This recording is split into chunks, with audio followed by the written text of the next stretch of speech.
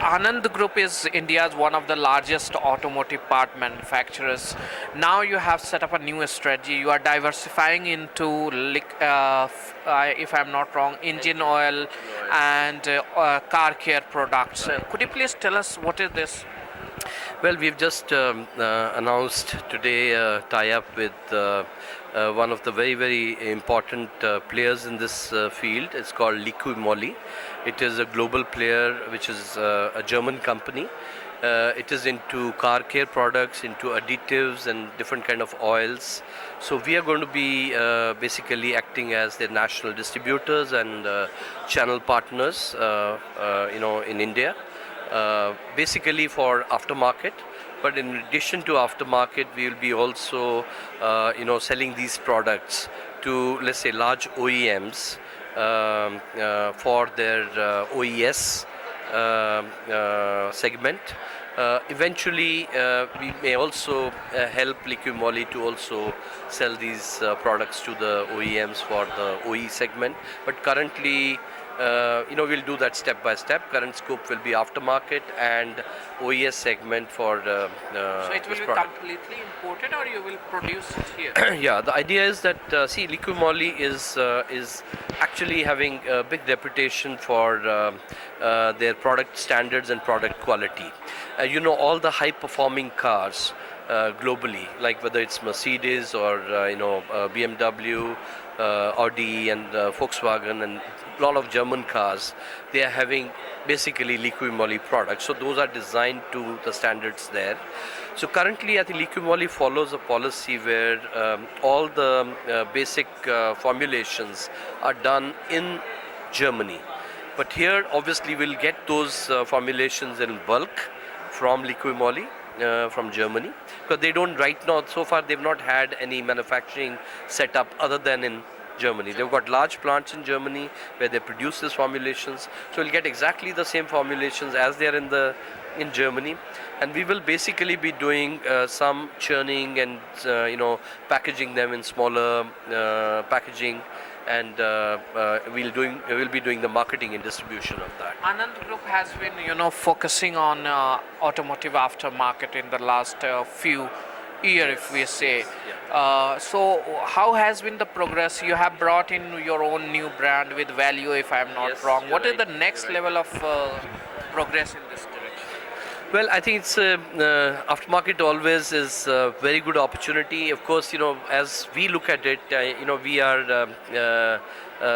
very importantly with our OEM partners. But aftermarket is very integral part of the total automotive industry, because we want then, people or the general public and consumers not to really use spurious products or products which are not having OE specs or OE approvals. So that is where, in addition to our large presence with the various OEMs in India, we also believe that we should make these products available to the customers for the replacement market as well, for the spares as well. So with this objective, we have been growing on our aftermarket presence as well. We have been making good progress. I think last 3 years, I would say, in spite of the automotive industry on the OEM side really being very sluggish and rather negative in many segments, in the aftermarket side, we have generally had year-on-year growth of 15% plus, even in these I would say so-called bad years. Before that, we were even growing in aftermarket at a pace of more than 20%. What was the group turnover in FY14? Group turnover in 14 is close to around 1.1 billion US dollars, around 6,700 crores. We have had a growth over the previous year around 11 to 12%. Now this is in spite of, as I said, the market being low, but that is where we are focusing much more on now exports and aftermarket, in addition to being focused on the OEM. What kind of contribution you get from exports and aftermarket, and what is your vision going forward?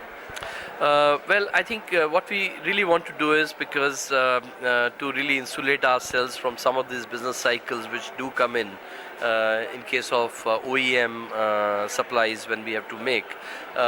One segment or the other sometimes may not be doing as well as the other.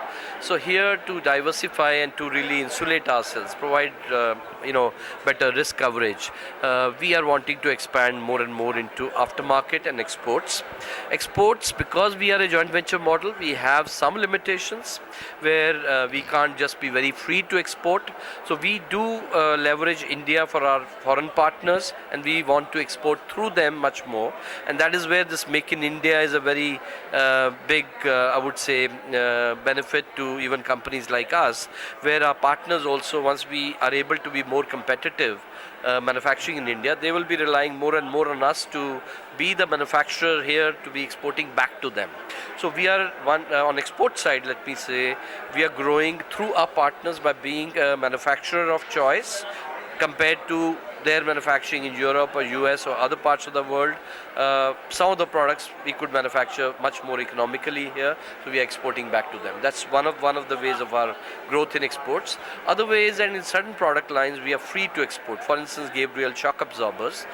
We are a standalone and a free standing company with Anand ownership, and there we are free to export all across the world. We own Gabriel brand in number of parts of the world, and we can use this brand, or wherever we don't own this brand, we can use in other brands as such. So that's another way of growing on the export market. Third way of growing the export market is trying to get more and more OEM business, again for products where we have got no restrictions from our partners, where there's no competition with our partners, again like Gabriel. Somehow, do we see that joint venture if gives you some kind of advantage in terms of technology?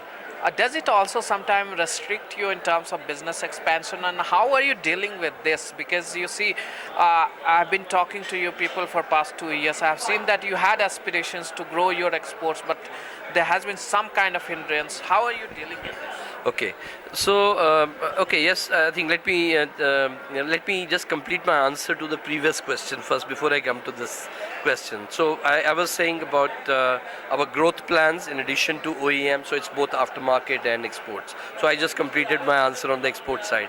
So let me clear on the aftermarket side. So aftermarket side, we see a big growth opportunity, and that's why in addition to selling the products, whatever we manufacture, certainly there's aftermarket for that. We have to grow it, and we are penetrating deeper into the smaller towns, villages, and through our distribution network. In addition to that, we are adding more products where we may not be producing those, and Liqui Moly is something like that, where we'll have a very limited manufacturing, and that manufacturing will be more in terms of maybe sometimes when the products are imported in bulk, you have to add certain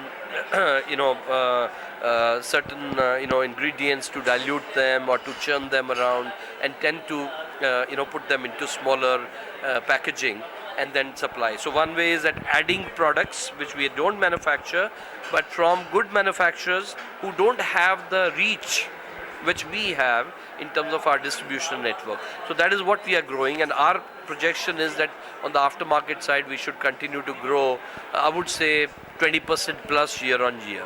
So that is a way. Coming back to your second question, which is on the joint ventures.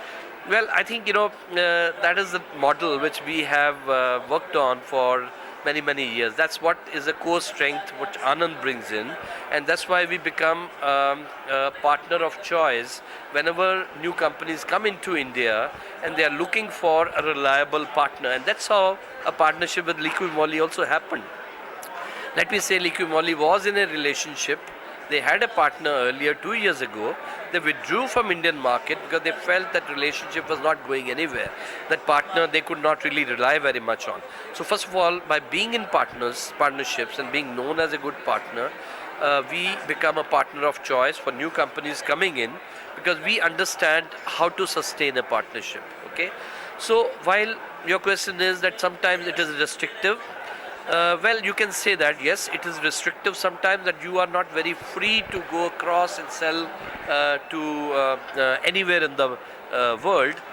But first of all, we are very conscious of our own strengths, and what we try to do is, in addition to our accessing very large Indian market, which for us also is a very important market, we are helping our partners to leverage India much better. So that's where I'm talking about like Make in India, where in addition to accessing the local market, we are helping them to really make in India for the world, right?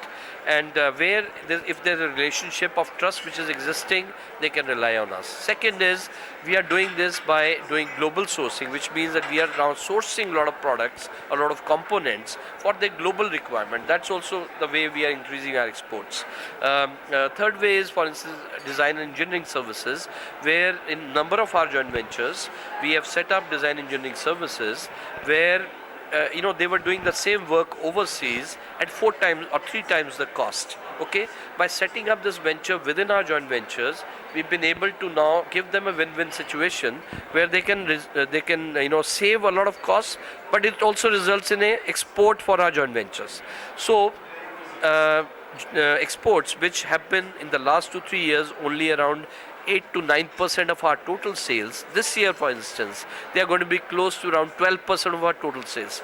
This is in spite of the fact domestically also we have grown this year, but exports have grown much higher than the domestic market as such. Next target for exports. So And for which are the exports, markets? you see, for many years we've had a group target of 30% exports, but we have not reached it. As you were also saying that we have not been so successful.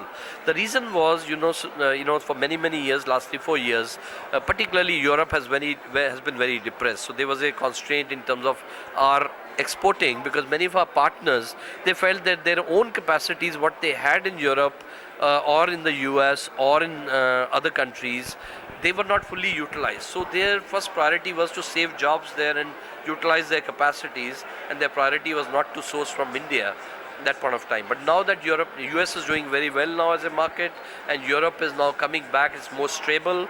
So with that, now again the confidence is coming back from our partners to source more and more from India. That's why in 1 year time, from around 8 to 9%, we could go up to 12% exports, which means that exports grew at a much higher percentage than domestic market.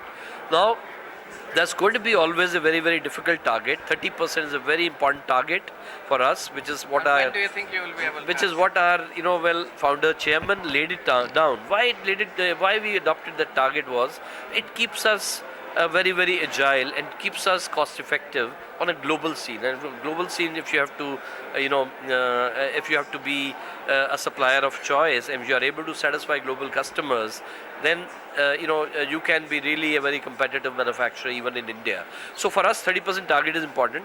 When we will reach it, it is a question mark. I would think that it is going to take much longer time. Our interim target is